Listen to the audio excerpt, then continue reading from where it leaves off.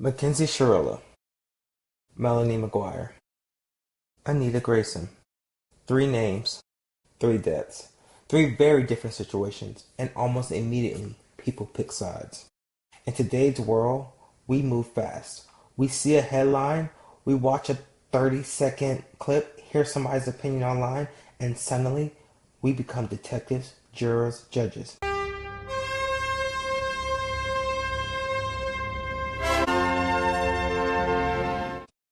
Today's culture check is not about who is guilty or innocent. Today's culture check asks a bigger question. Are we judging cases or are we judging people? Now, before we start, I want to make it very clear. These cases involve real people and real deaths. The goal here is not to minimize victims, ignore evidence, or retry cases from the couch. The goal is to talk about something that affects all of us. It is how we process information and how we form opinions and how quickly culture can create a narrative. So, let's get into it. If someone's labeled a mean girl, do we start seeing every action they do through that label? If someone's labeled a good person, do we give them more grace? Because today, we're not deciding guilt or innocence. We're asking something bigger. Does society judge evidence, or does society judge the story we create around people? That brings me to Mackenzie Sherilla, one of the most talked about cases in recent years. And almost immediately, people start building a narrative. Some people saw a grieving teenager. Some people saw somebody toxic. Some people saw a victim. And some people saw a murderer. But before we start filling in blanks, let's start with what we actually know. 1. A high-speed car crash happened. 2 young lives were lost. Mackenzie survived. And questions began immediately. Was this intentional? Was this a tragic accident? Were there possible medical explanations? Years later, public discussion exploded again after documentaries and social media brought the case back into the spotlight. Now, you notice something? Everything I just said was factual. No labels, no assumptions. No mean girl, no good kid. Just facts. Because this is where the real culture check starts. When we hear the words like toxic, manipulation, mean girl, good kid, do we start filling in the blanks ourselves? Because personality can influence perception. If someone is unlikable, do we naturally become more willing to believe the worst? And on the opposite side, if someone is relatable, attractive, charismatic, or well-spoken, do we become more willing to give them the benefit of the doubt?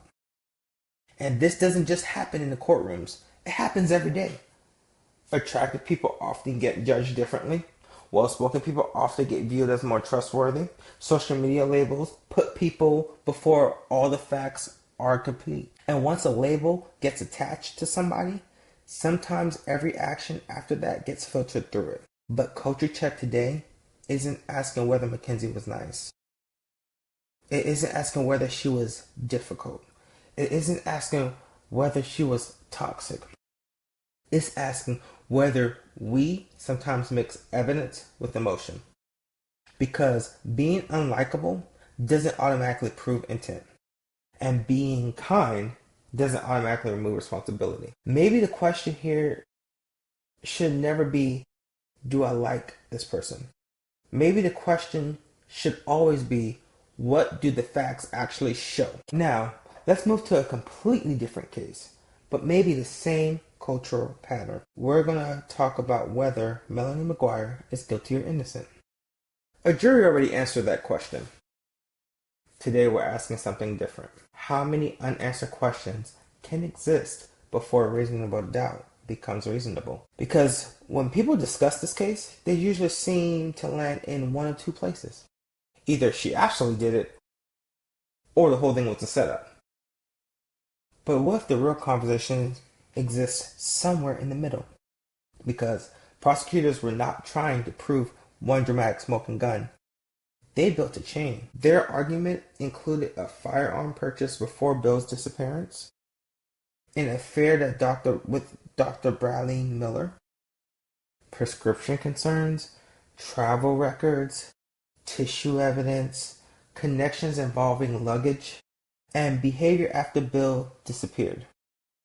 Their argument was essentially this: one coincidence might be a coincidence, but multiple connected events can become evidence. But here's where the conversation continues today.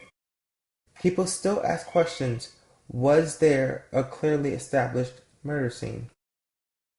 The apartment was argued to be the location, but no obvious scene was identified.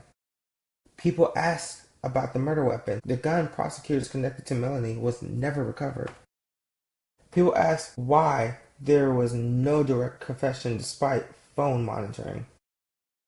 People asked about prescription allegations and whether everything could be conclusively proven. People asked questions about the suitcase logistics. People asked about the alternate possibilities raised by the defense, including financial or gambling-related theories that investigators said they could not substantiate. But here's a culture check question, y'all. Do unanswered questions automatically equal innocence? Because almost every major case has loose ends. Jurors are usually not deciding whether every question has been answered perfectly. They're deciding whether the evidence reaches a legal standard. But socially, many of us don't always think that way. We hear one unexplained detail and suddenly think the whole case falls apart.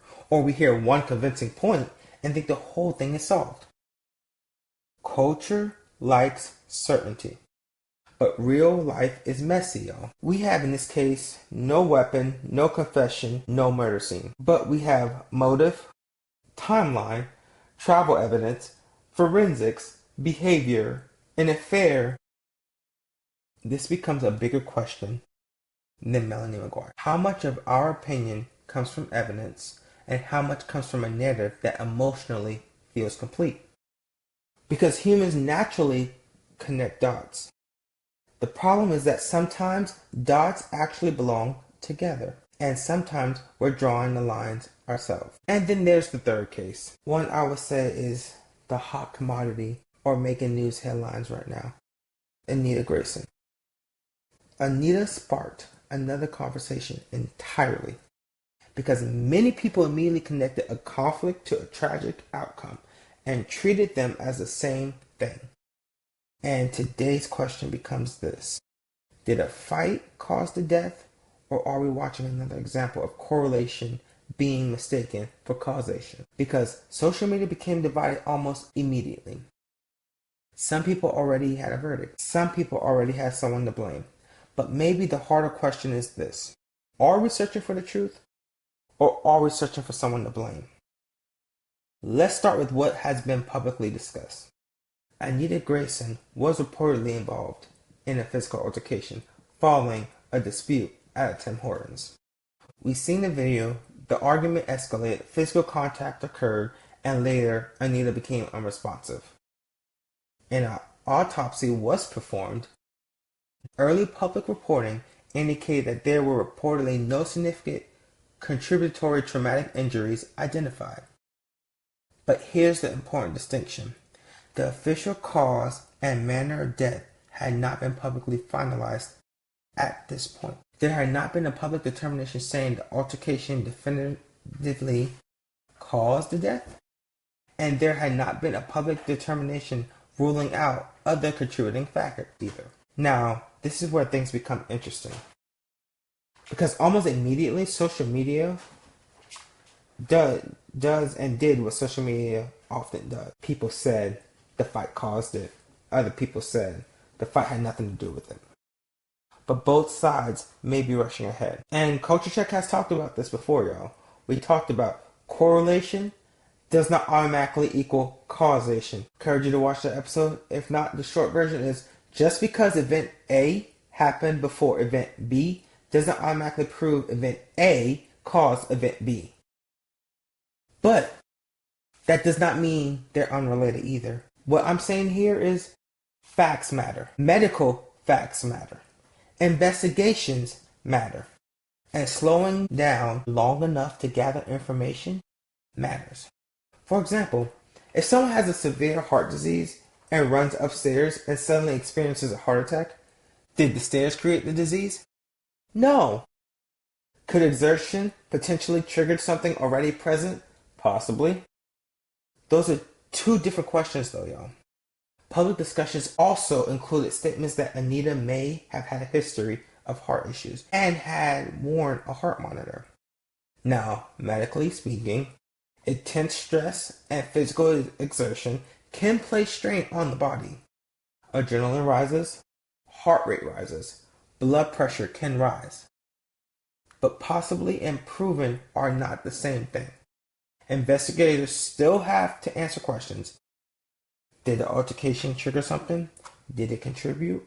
Or was this unrelated timing? That distinction matters because social media doesn't always wait for evidence. Social media wants answers immediately. And sometimes immediate answers becomes permanent opinions. And the scary thing isn't having opinions. The scary thing is becoming emotionally attached to opinions before facts arrive.